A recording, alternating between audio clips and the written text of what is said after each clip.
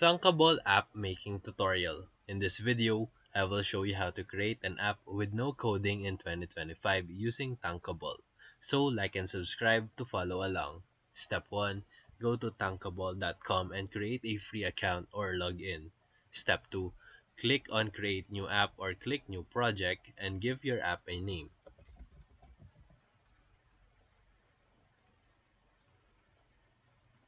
And then click create.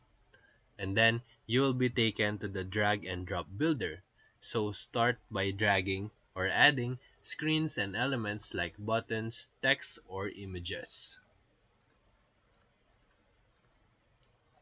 And then step 4, click on any element to customize its properties such as color, text, and alignment.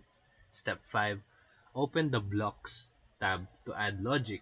For example, when the button is clicked, navigate to another screen. Step 6, you can also integrate APIs, databases, or animations using the blocks section.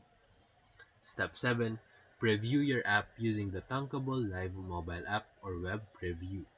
Step 8, once you're done, you can click publish and export your app to Android, iOS, or web.